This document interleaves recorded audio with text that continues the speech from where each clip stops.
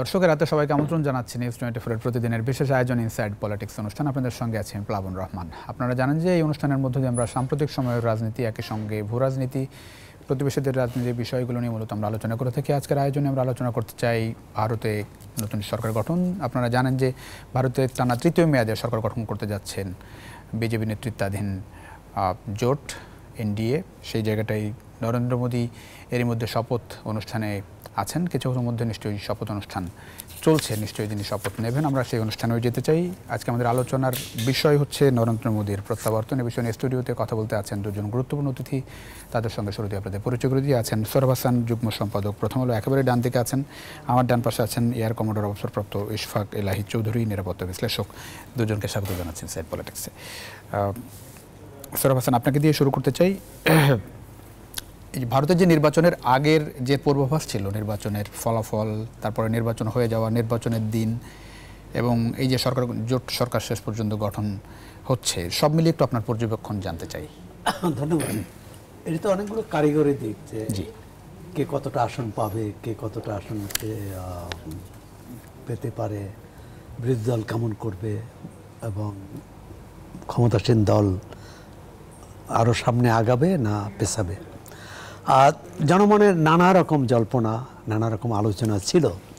কিন্তু একটি প্রথম যে বিষয়টিকে গুরুত্ব দেওয়া উচিত, সেটা হল ভারত একটি বিশ্বাসযোগ্য নির্বাচন করেছে। করার মধ্য দিয়ে ক্ষমতার জনপ্রতিনিধি নির্বাচিত হয়েছে এবং ক্ষমতার পরিবর্তন হয়েছে। ক্ষমতার পরিবর্তন মানে ব্যক্তি নাও হতে পারে, যে বা দল নাও হতে পারে, কিন্তু জনগণ যাকে চেয়েছে তাকেই ক্ষমতার মসনদে বসিয়েছে। এখন আপনি যেটা বলছিলেন, যে কোনো দেশে, বিশেষ করে আমাদের মতো উন্নয়নশীল দেশে এবং জনবহুল, ভারত একটি জনবহুল দেশ এবং সম্ভবত এখন বিশ্বের সবচেয়ে জনবহুল দেশ, চীনকে ছাড়িয়ে গেছে। 62 কোটি ভোটার, 62 কোটি ভোট দিয়েছে, 62 কোটি ভোট দিয়েছে, 90 কোটি ভোটার, 90 কোটি ভোটার। জি। এবং দেখুন, তার বিচ্ছিন্ন ঘটনা ঘটেছে, কিন্তু নির্বাচন প্রক্রিয়া নিয়ে কিন্তু সেরকম গুরুতর অভিযোগ আসেনি, প্রশ্ন। এমনকি ইভিএম নিয়ে, আমরা এখানে ইভিএম নিয়ে কত আন্দোলন, কত বিতর্ক, এবং একটি দল তো ইভিএম বর্জন করার কথা বললেন। জাতীয় নির্বাচনে যদিও সেই ইভিএম বাতিল করা হয়েছিল। একটা হচ্ছে যে কি, নির্বাচন তো একটি প্রক্রিয়া, এই প্রক্রিয়াটা যারা পরিচালনা করবেন তারা কতটা সততার সাথে করেন এবং কতটা দক্ষতার সঙ্গে করেন, এবং যাদের সরকারের অধীনে এই কার্যক্রমগুলো পরিচালিত হয় তারা কতটা হস্তক্ষেপ থেকে বিরত থাকতে পারে, তার উপরে নির্ভর করে নির্বাচনের বিশ্বাসযোগ্যতা। যেমন দেখুন, নির্বাচনের পর কিন্তু নির্বাচনের ফলাফল হওয়ার পরে মোদি পদত্যাগপত্র বা পদত্যাগ করলেন, তার আগে করেননি। এটা নিয়ে কিন্তু বিতর্ক হয়নি এ কারণেই ফলাফল সবাই মেনে নিলেন। আমাদের এখানে যে পদে থাকা না থাকা, সংসদ থাকা না থাকার এই যে বিতর্ক, এবং সেটা এ কারণেই যে আমরা ইনস্টিটিউশনগুলো করে তুলতে পারিনি, ভারত পেরেছে। এবং দেখুন, 77 বছরের ভারতে একদিনের জন্যই অসাংবিধানিক বা কি বলে সামরিক শাসন আসেনি। সুতরাং এই ধারাবাহিকতার আর একটি সফল পদক্ষেপ হলো এই গত নির্বাচন। আর যে বিষয়টি হচ্ছে যে এই নির্বাচনের কোন দলের কি নীতি ছিল, এটি বিচার বিশ্লেষণ হয়েছে, এবং এক ধরনের আমি মনে করি যে ক্ষমতাসীন দল বিজেপি নির্বাচনে জয়ী হলেও একটা ধাক্কা খেয়েছে। তারা নিরঙ্কুশ সংখ্যাগরিষ্ঠতা পায়নি, অন্যের উপর ভর করেই তাকে ক্ষমতায় আসতে হয়েছে। জি, অনেক ধন্যবাদ এয়ার কমোডোর ইশফাক এলাহি চৌধুরী। আমি একটু জানতে চাই যে নির্বাচনের আগের যে ফলাফল নিয়ে যে আকাঙ্ক্ষা ছিল বিজেপির, এবং বলা হচ্ছিল যে 400 আসন বিজেপি পাবে, বিজেপির দিক থেকেও এটি বলা হয়েছে। শেষমেশ কি কি কারণে ফলাফলের এই বাস্তবতা বলে আপনার মনে হয়? এটি নিশ্চয়ই ভারতীয় গণমাধ্যম, নরেন্দ্র মোদী নিজেও বলেছেন, বা স্লোগানই ছিল 400 আসন। সেটা তো এক ধরনের Prediction ছিল। এখন উনি আমরা বলছি উচ্চাকাঙ্ক্ষা, কিন্তু চাইতেই পারে, একজন হয়তো চাইতেই পারে, এবং এটা ইন এ ওয়ে অনেক সময় এটাকে ইনফ্লুয়েন্স করে, এবং মিডিয়াকেও ইনফ্লুয়েন্স করেছে, ইলেকটোরাল এই যে যারা করে প্রেডিকশন করে সেখানেও ইনফ্লুয়েন্স করেছে যে না বিপুল ভোটার দিকে উনি আসছেন, কিন্তু সেটা হয়নি। যেটা আমি সৌরভ ভাইয়ের সাথে একমত হব যে জনগণের একটা রায় এখানে প্রতিফলন হয়েছে। ইউনো টোটাল কিন্তু ভেরি ইন্টারেস্টিং যে অ্যানালিসিসে 1.5 ভাগ বেড়েছে ওদের, আর এদের কংগ্রেসের ভোট বেড়েছে 1.5, আর এদের ভোট কমেছে 1.5। বিজেপি ভোট কমেছে বলছে 0.7 টোটাল সামথিং লাইক তাহলে জোটের হ্যাঁ। তো এই যে কিন্তু এতে it has made a long big difference in তাদের ইয়েতে। কিন্তু এইখানে যেটা আমি এগ্রি করব যে প্রায় দেখেন আপনার 1 মাস 10 দিন পর্যন্ত নির্বাচন হয়েছে, ইভিএম মেশিনে হয়েছে, যে সেন্টারে যখন ভোট শেষ হয়ে গেছে সেই মেশিনটাকে লক করে দেওয়া হয়েছে, এবং দেশের নানা প্রান্তে এগুলো নির্বাচন হয়েছে, এবং ঠিক 4 তারিখ থেকে এই আনলক করা হয়েছে, এবং এই মেশিনের যে রেজাল্ট সেটা সারা দেশ মেনে নিয়েছে।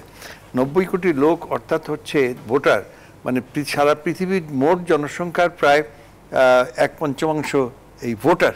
I am not talking about the population, কিন্তু এবং প্রায় 63 কোটির মতো লোক সেখানে ভোট দিয়েছে। কিন্তু আমার জানা মতে, এবং অনেক এলাকা তো ভীষণ ট্রাবল, যেমন ধরেন কাশ্মীর, তারপরে মণিপুর, হ্যাঁ, মিজোরাম, কিন্তু এই ধরনের ইলেকশন নিয়ে আমার চোখে পড়ে নেই কোনো বড় ধরনের হত্যাকাণ্ড বা এই ধরনের বিশৃঙ্খলা, এবং সেনাবাহিনী এখানে ছিল না। আধা সামরিক আমরা দেখেছি, সেন্ট্রাল পুলিশ ছিল, লোকাল পুলিশ ছিল, এবং আইন শৃঙ্খলা পরিস্থিতি সর্বত্র স্বাভাবিক ছিল। তো কেন হয়েছে? কারণ 1 নম্বর উনি বললেন যে তারা সবথেকে বড় ইম্পর্টেন্ট হচ্ছে ভারতের জনগণ, তারা এই যে গত এত বছরে তারা ইউজ টু হয়ে গেছে একটা স্বাভাবিক নির্বাচন এবং পরিবর্তনে। তারপরে হচ্ছে অ্যাডমিনিস্ট্রেশনও জানে, তারা ওই যে প্রজাতন্ত্রের কর্মচারী বলতে যা বোঝায়, আমার মনে হয় তারা ঠিকভাবে পালন করেছে। এবং ইলেকশন কমিশন তো নিশ্চয়ই সেটা ওই কি নাম ছিল ওনার, সেশনের সময় থেকে যেভাবে তারা একটা শক্তিশালী এবং এটাকে চ্যালেঞ্জ করার মতো কিছু নয়। তো আমার মনে হয় ওভারঅল গণতন্ত্রের বিজয় হচ্ছে এট এ টাইম যখন গণতন্ত্র কিন্তু বিশ্বজুড়ে গত কয়েক বছর থেকে একটা আশঙ্কা ছিল গণতন্ত্র কি সত্যি ব্যাকফুটে চলে গেল কিনা। সেটা এমনকি মার্কিন যুক্তরাষ্ট্র বলুন, আপনার ভারত, বাংলাদেশ, পাকিস্তান তো বটেই, মধ্যপ্রাচ্যের অনেক দেশ, কিন্তু সেখান থেকে আমি বলবো যে এই একটা সিঙ্গেল ভোট, যেখানে 63 কোটি ভোটার মানে নির্বাচন 90 কোটি ভোট, এটা কিন্তু সমস্ত গণতন্ত্রের জন্য একটা বিজয় এবং একটা আশার বাণী যারা গণতন্ত্রকামী। আরেকটা জিনিস যে ধর্মকে রাজনীতিতে ধর্মের ব্যবহার, আমার মনে হয় টু অ্যান এক্সটেন্ট ভারতের জনগণ লার্জলি এটাকে বলেছে এনাফ ইজ এনাফ, এবং ধর্মান্ধতা এবং কুপমণ্ডুকতা দিয়ে যে আপনি বেশি দূর যেতে পারবেন না, কিছু দূর যাবেন কিন্তু বেশি, এটাও কিন্তু আমাদের বাংলাদেশের মতো দেশের জন্য একটা বার্তা যে আপনি রাজনীতিতে, এবং আমরা দেখেছি তো পাকিস্তানি আমল থেকে আমরা দেখেছি ধর্মকে রাজনীতিতে যখনই ব্যবহার হয়েছে, রাজনীতিরও ক্ষতি হয়েছে, ধর্মেরও ক্ষতি হয়েছে, এবং আমার মনে হয় এটাও একটা শিক্ষা। একটা বিরতি নিয়ে আমরা এখান থেকে শুরু করবো। দর্শক, ছোট্ট একটা বিরতির সময় হচ্ছে ইনসাইড পলিটিক্সে, ফিরছে কিছুক্ষণের মধ্যেই আশা করি। সঙ্গে পাচ্ছি আপনাদের বিরতির পর। দর্শক, আবারও স্বাগত জানাচ্ছি ইনসাইড পলিটিক্স। আমরা কথা বলছিলাম নরেন্দ্র মোদীর প্রত্যাবর্তন নিয়ে। আছেন সৌরভ হাসান, আছেন ইশফাক ইলাহি চৌধুরী। সৌরভ হাসান, আসতে চাই, একটু জানতে চাই যে ভারতের যে সরকার এবার গঠিত হলো, সেখানে বিজেপি কতটা শক্তিশালী অবস্থানে আছে বলে মনে হয় আপনার? এবং আগের সরকারের বিজেপি, এবারের সরকারের বিজেপি কোনো রকম পরিবর্তন? পার্থক্য তো আছেই। আমরা যারা এই এখনো শপথ অনুষ্ঠান চলছে, এর আগে আনন্দবাজার বা অন্যান্য পত্রিকা যে খবর দেখেছি, তাতে গুরুত্বপূর্ণ 4টি মন্ত্রণালয় বিজেপি রেখেছে: অর্থ, স্বরাষ্ট্র, পররাষ্ট্র এবং অর্থ, পররাষ্ট্র আর সংস্কৃতি, নাকি চারটা। কিন্তু এর বাইরেও তো গুরুত্বপূর্ণ মন্ত্রণালয় আছে, তার কিছুটা কিন্তু এদের দিতে হবে তার জোট সঙ্গীদের, এবং জোট সঙ্গীদের স্পিকার ডেপুটি স্পিকারের একটা পদ দিচ্ছে। তা নিশ্চয়ই আগের সরকারের চেয়ে এই সরকারের শক্তি কম হবে। আগে তো একচ্ছত্র নিরঙ্কুশ সংখ্যাগরিষ্ঠতা ছিল, সুতরাং তারা যা খুশি করতে পারত। আরেকটি ভয় ছিল যেটি এই যে 400 আসন নিয়ে, 400 আসন মানে সংবিধান পরিবর্তন করতে পারে। সংবিধানে অনেকগুলো বিষয় ছিল, বিজেপি যেটা নির্বাচনে ইস্যু করেছিল সেটি হচ্ছে যে যেমন ধর্মনিরপেক্ষতা, এটা তাদের পছন্দ নয়। নাগরিকত্ব আইন করেছে, এটাও তো বৈষম্যমূলক, এবং এক ধরনের সেখানকার সংখ্যালঘু মুসলমানদের দ্বিতীয় শ্রেণীর নাগরিক করা। সুতরাং এগুলো কিন্তু ভারতের বৃহত্তর জনগোষ্ঠী পছন্দ করেনি। এমনকি যেটা বলা হয় বিজেপির ঘাঁটি উত্তরপ্রদেশ, সেখানে কিন্তু বিজেপি খারাপ করেছে। তারা অর্ধেকেরও কম আসন পেয়েছে। রাম মন্দির যেখানে ফৈজাবাদ, জি জি, সেখানে বিজেপির প্রার্থী হেরেছেন। তো সুতরাং এক ধরনের, এবং আনন্দবাজারে আরেকটি খবর দেখলাম যে নরেন্দ্র মোদী যে এবার জয়ী হয়েছেন দ্বিতীয় সর্বনিম্ন ভোট পেয়ে, মানে সর্বনিম্ন ব্যবধানে ভোট পেয়ে। আগে চন্দ্রকিশোর, জি জি জি, চন্দ্রবাবু নাইডু, না চন্দ্রকিশোর, চন্দ্রশেখর তিনি কম ভোটে জয়ী হয়েছিলেন। এরপর ইনি অবশ্য আমাদের অনেক সব মিলিয়ে নির্বাচন অনেক বার্তা, অনেক বার্তা। যে বিষয়টি আপনি বলছেন 15 দিনও প্রধানমন্ত্রী থাকতে পারেন। একটু স্পেশালি যদি আমি জানতে চাই, মানে বাংলাদেশের সঙ্গে সম্পর্কের জায়গাটা যদি একটু আপনার চোখে নতুন, আমার মনে হয় না কোনো বড়, কারণ সরকার পরিবর্তন হলেও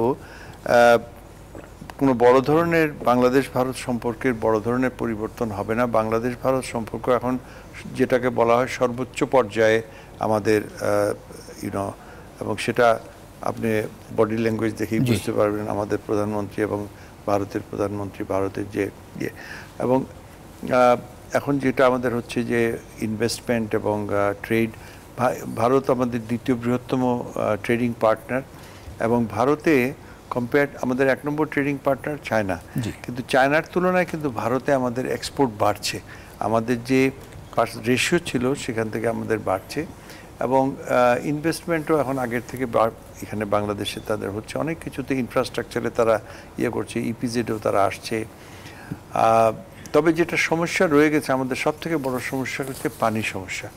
এবং দেখেন 2026 সালে কিন্তু আর মাত্র 2 বছর পরে কিন্তু এই গঙ্গা পানি চুক্তিটা রিভিউতে যাবে। তো গঙ্গা পানি চুক্তিতে যে কথা ছিল যে আমাদের যে ন্যায্য হিস্সা আমরা চাচ্ছি, কিন্তু দেখেন কাস্টমার বাড়ছে। এখন এই যে নীতিশ কুমার যে বিহারের হলো, এর কিন্তু আমাদের এই গঙ্গার পানির 3টা মেজর নেপাল হয়ে ওখান দিয়ে আসছে। এখন এখানে তাদের ব্যারাজ করার প্ল্যান। তারপরে ইউপির ভিতর দিয়ে আসতেছে, ইউপিতে তো একদম হিমালয়ের নিচ থেকে কিন্তু অনেক ছোট ছোট ব্যারাজ হচ্ছে, এবং তাদের এগ্রিকালচারের জন্য পানির প্রয়োজন, জনসংখ্যা বাড়ছে। এখন বাংলাদেশের যে হোমওয়ার্ক করার কথা ছিল এই 25 বছর আমরা কিছুই করিনি, যে আমাদের এখানে একটা গঙ্গা ব্যারাজ হবে এবং আমরা দেখাবো যে আমাদের এটা আমাদের ইরিগেশনের জন্য প্রয়োজন, বাকিটুকু সাগরে যাবে। এখন কি কাজ কর, মানে এই যে নতুন সরকার আসলো সেই জায়গাতে বাংলাদেশের দুর্বল অবস্থা থেকে নেগোশিয়েট করতে হবে, বিকজ গত 25 বছরে আমরা এখানে কিছু করি নাই। আমরা পদ্মা সেতু বানিয়েছি, আমরা রেলওয়ে ব্রিজ বানাচ্ছি, ওখানেও আমরা কি একটা সেতু একটা রেলওয়ে তো আছে, তো কিন্তু যেটা এটা হয়নি। আরেকটা জিনিস যেটা হচ্ছে তিস্তাতে তো এখন আপনার ওয়েস্ট বেঙ্গলের চিফ মিনিস্টার মমতা ব্যানার্জি তো আরও শক্তিশালী হয়ে দাঁড়াবে, সুতরাং সেখানে আমাদের খুব একটা পাওয়ার সম্ভাবনা নেই। তবে যেটা হচ্ছে যে তারা আমরা যে তিস্তা ব্যারাজের যে আমরা তিস্তার যে প্রজেক্ট করতে যাচ্ছি, চীনের সেখানে ইনভেস্টমেন্ট, সেখানে ইন্ডিয়ানরা দেখাচ্ছে যে আমরাও এখানে ইন্টারেস্টেড, এবং সেটা খুবই ইম্পর্টেন্ট এই জন্য যে আমরা যাই করি না কেন পানির ফ্লোটা ভারতের সাথে কিন্তু মিলে করতে হবে, যে আমি কতটুকু পানি পাবো সেই অ্যাসুরেন্সটা আমাকে দিতে হবে, তা নাহলে আমি তো এদিকে কোনো প্রজেক্ট করতে পারবো না। আমাদের প্রজেক্ট ডিপেন্ড এখানে বাংলাদেশের সঙ্গে যে বিষয়গুলো আছে সেই জায়গায় পশ্চিমবঙ্গের সঙ্গে যে সম্পর্কের জায়গাটা, সেই জায়গাটা পশ্চিমবঙ্গের তো পশ্চিমবঙ্গের ধরেন বিজেপির সঙ্গে যে তৃণমূল কংগ্রেসের যে সম্পর্ক, হ্যাঁ সেগুলো কোনো প্রভাব সেটা তো ফেলবে না। বৈরী সম্পর্ক এখনো থাকবে, জি। কিন্তু আমি মনে হয় বাংলাদেশের উচিত হবে এই সমস্ত যেসব স্টেট বাংলাদেশের চারিদিকে আছে তাদের সাথে সম্পর্ক উন্নয়নের জন্য দ্বিপাক্ষিক, যেমন ধরেন ত্রিপুরার সাথে আমাদের খুব ভালো সম্পর্ক, ইভেন ইউনো এই আসামের সাথে এখন আসাম কতগুলো কনফারেন্স হচ্ছে, আসাম চাচ্ছে বাংলাদেশের সাথে সম্পর্ক উন্নয়ন। এতদিন যে আমাদের অনুপ্রবেশকারী হিসাবে যে পরিচয়টা ছিল সেটা কিন্তু নয়, এখন তারাই চাচ্ছে আমাদের চেম্বারদেরকে দাওয়াত করছে বলে আমরা কিভাবে আমাদের ব্যবসা বাণিজ্য বাড়ানো, কারণ ইটস এ মিউচুয়ালি। একইভাবে ওয়েস্ট বেঙ্গলের সাথেও আমাদের ইয়ে করা উচিত। একটু সরব হোসেন এই জায়গাটাই না, দ্বিপক্ষীয় সম্পর্ক যেমন বলা হয় যে সর্বোচ্চ পর্যায়ে, তার মধ্যে আবার ফাঁকিও আছে। আমরা 14-15 বছর আগে যেখানে ছিলাম তার থেকে কি অগ্রগতি হয়েছে? একমাত্র আমি বলবো যে দৃশ্যনীয় হচ্ছে স্থল সীমান্ত যে সমস্যা ছিল বিরোধ আর তার মীমাংসা। পানি বন্টনে আমরা এগোতে পারিনি। ইশফাক ভাই যেমন বললেন আর 2 বছর পরেই হচ্ছে গঙ্গা নিয়ে আবার নতুন করে হবে। তো গঙ্গা নয়ের ব্যাপারে আমরা যে পারিনি সেক্ষেত্রে কিন্তু ভারতের ভূমিকা আছে, কারণ গঙ্গা ব্যারেজ করার কিন্তু বাংলাদেশ প্রস্তাব দিয়েছিল এবং আমি গণমাধ্যমেই দেখেছি ভারত সেটি রাজি নয়। ভারত রাজি না, তো গঙ্গা ব্যারেজ তো আমাদের এলাকায়, না আমাদের এলাকায় হবে, যে পানি আমাদের এখানে আসছে সেই পানির জন্য না আমাদের এলাকায় হবে, কিন্তু তার একটা ছাড়পত্র প্রয়োজন হবে। এই কারণে ছাড়পত্র তো না এটা প্রস্তাব দেওয়া হয়েছিল, এবং তারা নাকচ করে দিয়েছে, মানে এটাই এসেছে। আচ্ছা, দ্বিতীয় হচ্ছে এই নরেন্দ্র মোদী কিন্তু বলেছিলেন আমার সরকার এবং বাংলাদেশের শেখ হাসিনার সরকারের আমলেই তিস্তার পানি চুক্তি হবে, এভাবে স্পষ্টভাবে বলছেন। তো দুই দেশেই কিন্তু এখন পর্যন্ত এই ভারতের নির্বাচনের পরেও মোদী সেখানে প্রধানমন্ত্রী, শেখ হাসিনা এখানে প্রধানমন্ত্রী। তো আমি আশা করব যে ভারতের প্রধানমন্ত্রী তার এই কথা রাখবে। তিস্তা চুক্তির জায়গাটায় কোনো রকম অগ্রগতি দেখেন সামনে? না, এটা তো বহুবার, বেশ কয়েকবার পশ্চিমবঙ্গের মুখ্যমন্ত্রী যদি রাজি নাও হন, আমাদের তিস্তার যে ব্যারাজে যে বাংলাদেশের যে পরিকল্পনা আছে সেটাতে ভারতের কেন্দ্রীয় সরকারের অংশগ্রহণ এই জন্য প্রয়োজন হবে যে আমরা যদি এটা করতে যাই তাহলে যে মিনিমাম ওয়াটার যেটা সেটা আমাদের অধিকার যেটা নিশ্চিত হতে হবে। আমরা মনে করছি যে গজলডোবা যে সেটাকে মেনে নিয়ে যে পানি ওদের নেওয়ার পরে যে পানিটা থাকবে সেই পানিটা কিভাবে বেস্ট ইউজ করা যায় সেটার জন্য বাংলাদেশ ক্যান ইনভেস্ট, এবং এখানে চাইনিজ কেন অনেক দেশের এখানে ইনভেস্ট করতে পারবে, কারণ এখানে this will be a very feasible project. আর পানির চাহিদা যেভাবে বাড়ছে বাংলাদেশে ভারতেও, তাতে এই পানি বন্টন নিয়ে কিন্তু সমস্যার সমাধান হবে না। পানির প্রবাহ বাড়ানো যায়। আচ্ছা, আরেকটা জিনিস, সেটি কিন্তু আরেকটা জিনিস কিন্তু আমরা কথা বলছি না, কিন্তু এই গতকালকে আরেকটা প্রজেক্ট বলেছিলাম যে ব্রহ্মপুত্র। আপনি জানেন যে চীন অলরেডি ব্রহ্মপুত্র তো তিব্বত হয়ে আসছে, সেখানে অনেক ছোট ছোট ব্যারাজ করেছে, এবং যে পয়েন্টে এই একটা বিরাট খাদের ভিতর দিয়ে ব্রহ্মপুত্র কিন্তু ভারতে প্রবেশ করছে, সেখানে একটা বিরাট ড্যাম তারা তৈরি, সুপার ড্যাম। তারা বলছে এখানে কত গেগা যেন এখানে ইলেকট্রিসিটি হবে, অলমোস্ট লাইক ইয়াংশির মতো। কিন্তু তারা এটা নিয়ে কিন্তু আমরা গঙ্গা থেকে অনেক বড় কিন্তু আমাদের না, সেক্ষেত্রে আমরা ভারত বাংলাদেশ সম্মিলিতভাবে ভারত বাংলাদেশ অবস্থান নিতে হবে, এবং চীনের সাথে আলাপ আলোচনা। চীন কারোর সাথে কথা বলছে না, এটা আমাদের ভবিষ্যতে কিন্তু এটা একটা বিরাট সমস্যা হয়ে দাঁড়াবে। দ্রুত নদী ব্যবস্থাপনাটা জরুরি, এবং পানির প্রবাহ কি করে বাড়ানো যায় সেক্ষেত্রে নেপাল, ভুটান, ভারত, বাংলাদেশ, এমনকি ভারতের বিভিন্ন স্টেট যেমন সমঝোতা হতে ধরেন আপনার এই যে টিপাইমুখের বিরুদ্ধে আমরা তো অবস্থান নিয়েছিলাম, কিন্তু এটা বন্ধ হয়ে গেছে। বাংলাদেশের জন্য নয়, মণিপুর স্টেট বলছে যে আমার টিপাইমুখে এখানে এই যদি হয় আমার এই সমস্ত ভ্যালি ডুবে যাবে, আমার এখানে জনগণ বলছিলেন যে বিরতি এখান থেকে শুরু করবো। আপনার ছোট্ট বিরতি সময় হচ্ছে, আবারও দর্শক ফিরছে কিছুক্ষণের মধ্যে, আশা করি সঙ্গে পাচ্ছে আপনাদের বিরতির পর। দর্শক আবারও স্বাগত জানাচ্ছি ইনসাইড পলিটিক্স। আমরা কথা বলছিলাম ভারতের নির্বাচনের সরকার গঠন নিয়ে, মোদির প্রত্যাবর্তন নিয়ে। ইশফাক আলহাই চৌধুরী, একটু জানতে চাই এবার নির্বাচনে কংগ্রেসের যে ফলাফল দেখলেন, কংগ্রেসের রাজনীতি, তারপরে যে ফলাফল, এই সরকারে কংগ্রেসের ভূমিকা কেমন থাকবে? আমার মনে হয় অত্যন্ত পজিটিভ, কারণ এখন Congress is on the rise, এবং কংগ্রেস এবং তার সঙ্গের যেসব দল, তারা যদি তাদের কার্ডগুলো ঠিকমতো প্লে করে, অর্থাৎ জনগণের আশা আকাঙ্ক্ষা যেটা, সেটাকে যদি সংসদে এবং সংসদের বাইরে তারা যদি সেটা প্রতিফলিত করে তোলে, তাহলে সামনের নির্বাচন তাদের জন্য অপেক্ষা করছে। কারণ আপনার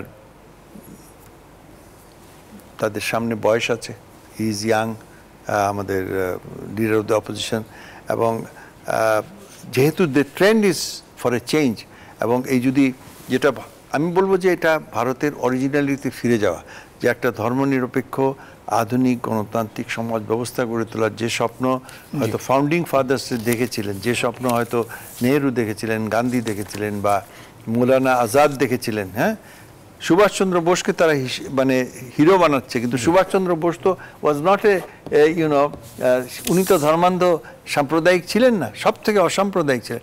এমনকি যে বিবেকানন্দকে এরা বিজেপি যে তাদের ইয়ে বানাচ্ছে, বিবেকানন্দের আপনার ইয়ে শোনেন, তার যে হিন্দু ধর্মের বা সনাতন ধর্মের যে বাণী, সেটা তো বিশ্বজনীন বাণী ছিল। কিন্তু এই সরকার যে তাদেরকে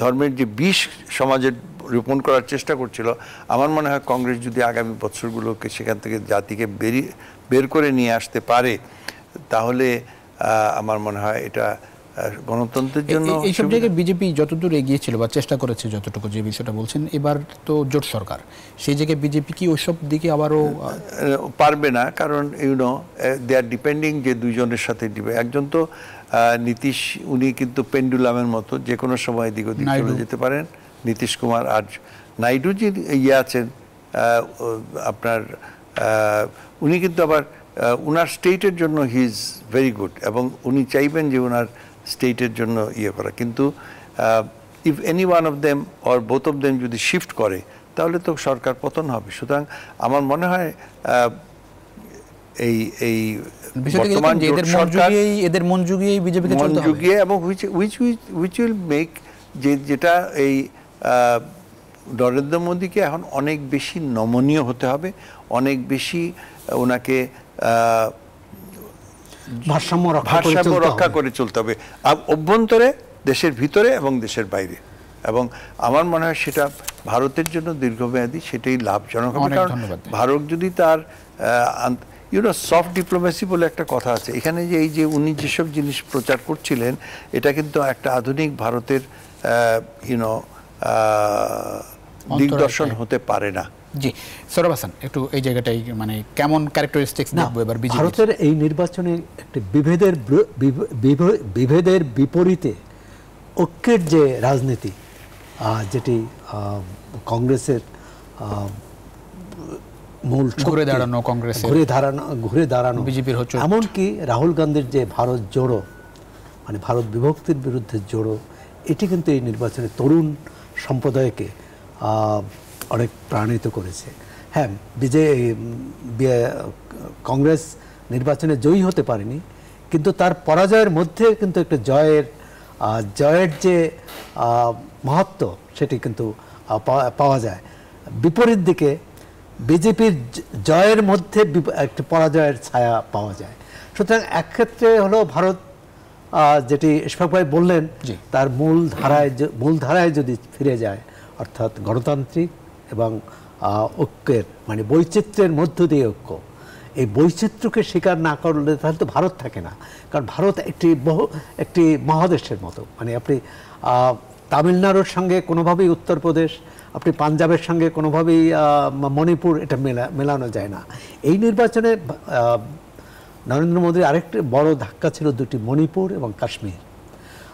দুই ক্ষেত্রেই যে শক্তি বলে, গায়ের জোরে যে সমস্যার সমাধান করতে চেয়েছে, কিন্তু সেটা পারেননি। আমি মনে করি যে এবার নরেন্দ্র মোদীর মানে চরিত্রের বদল দেখবেন বিজেপির, মানে আসলে নরেন্দ্র মোদী কি এটা কিন্তু বোঝা কঠিন, কারণ তিনি তো এক এক জায়গায় এক এক রকম বক্তৃতা দেন। তিনি যুক্তরাষ্ট্রে যে যখন বক্তৃতা দেয়, তখন তো আর তিনি হিন্দুত্ববাদের কথা বলেন না। তিনি যখন গত নির্বাচনের সময় দেখলাম যে গত নির্বাচনের পর যে তিনি শপথ নিলেন সেখানে সব ধর্মের প্রতিনিধি ছিলেন, মুসলমান সহ। আর সুতরাং এক ধরনের তাকে সমঝে চলতে হবে। একচ্ছত্র যে এটা ছিল আধিপত্য, বা তিনি যে বিভেদের রাজনীতিকে উস্কে দিয়েছিলেন, আমি মনে করি তার থেকে তাকে সরে আসতে হবে। তাহলে ইশফাক আলী চৌধুরী, একটু জানতে চাই, মানে ভারতীয় নির্বাচন থেকে বাংলাদেশের কি শিক্ষা নেওয়ার আছে বলে মনে হয়? এক নম্বর শিক্ষা আমি বলবো যে আমাদের ইনস্টিটিউশনগুলো, যেটা আমি প্রথমেই বলেছিলাম, যে আমাদের প্রশাসন যন্ত্র, আমাদের জুডিশিয়ারি, বিশেষ করে নির্বাচন কমিশন, এগুলোকে আমাদের প্রজাতন্ত্রের অধীনে, যে এটাকে যদিও আইডিয়ালিস্ট হয়ে যেতে পারে, বাট এগুলোর নিয়ন্ত্রণ আমাদের মানে সরকারি নিয়ন্ত্রণের বাইরে, অন্তত নির্বাচনের সময় সেটা করতে হবে। আরেকটা জিনিস আমি মনে করি যে সকল দলের নির্বাচনে যতই বা মানে প্রতিকূল পরিবেশ হোক না কেন, নির্বাচনে সরকার বিরোধী দলকে আসতেই হবে, এবং সেটা আমি মনে করি গণতান্ত্রিক পরিবেশ যেটা বজায় রেখে কোনো অগণতান্ত্রিক শক্তি, যেমন ধরুন সেটা সেনাবাহিনী বলুন বা বিদেশি এই যে এম্বাসিদের বিভিন্ন ডিপ্লোম্যাটসদেরকে তোয়াজ করে আমাদের দেশে একটা পরিবর্তন আনার চেষ্টা করা, এগুলো সরকার এবং বিরোধী দল উভয়ের এগুলো থেকে বর্জন করা উচিত। এবং নির্বাচন, যত বেশি নির্বাচনে যাবেন, যত বেশি ঘন ঘন নির্বাচন হবে, তত বেশি কিন্তু আপনার নির্বাচনটা ইয়ে হবে। এখন যেমন ধরেন, আমি এগ্রি করি যে দীর্ঘদিন ধরে তিনটা বা 4টা নির্বাচনে বিরোধী দল পার্টিসিপেট না করার ফলে এখন যে স্থানীয় নির্বাচনগুলোতেও মানুষ যাচ্ছে না। মানুষ মনে করছে যে নির্বাচন ছাড়াই যখন চলছে, তার নির্বাচনে আমি যাব কেন, ভোটিং সেন্টারে আমি কেন যাব? এইটা পরিবর্তনের জন্য এইটাই আমাদের শিক্ষা নিতে হবে। আরেকটা জিনিস আপনি বলি, আমরা একেবারে শেষ পর্যায়ে এক লাইনে একটু নেব, আমরা আসলে কিছু নেব কিনা ভারতের। ইশফাক ভাইয়ের সাথে যেটি আমি যোগ করতে চাই, ইশফাক ভাই বললেন যে যত প্রতিকূল পরিবেশ হোক, প্রথমত হচ্ছে গণতন্ত্রের যত প্রতিকূল পরিবেশের সুযোগ নেই, অর্থাৎ পরিবেশটি সবার জন্যই সহনীয় হতে হবে, সন্তোষজনক হতে হবে। কারণ গণতান্ত্রিক কাঠামোয় সরকার এবং বিরোধী দল উভয়েরই কিন্তু একটু অংশীদারত্ব থাকবে। এই অংশীদারত্ব না থাকলে আমরা একসঙ্গে নির্বাচনও করতে পারবো না, রাষ্ট্রও চালাতে পারবো না, সংসদও চালাতে পারবো না। প্রত্যাশার জায়গাটা ইশফাক আলী চৌধুরী, এক লাইন। এই নির্বাচনের পরে আমি চাইবো যে ভারত বাংলাদেশ সম্পর্ক আরো উন্নতি হোক, এবং আমাদের দেশের জনগণের মধ্যে আমাদের সম্পর্ক বেড়ে উঠুক। আমরা তাই আশা করি যে বাংলাদেশ ভারতের সম্পর্ক আরো মজবুত হবে। নতুন সরকার এবং বাংলাদেশের প্রধানমন্ত্রী এখন সেখানে আছেন, নরেন্দ্র মোদী বাংলাদেশের প্রধানমন্ত্রী, একই সঙ্গে বাংলাদেশ ভারতের সম্পর্ক নতুন উচ্চতায় পৌঁছবে। দর্শক, এই ছিল আজকের ইনসাইড পলিটিক্স। দেখাবেন অন্য সময়। সে পর্যন্ত ভালো থাকবেন, সুস্থ থাকবেন। আশা করি নিউজ 24 সঙ্গে থাকবেন।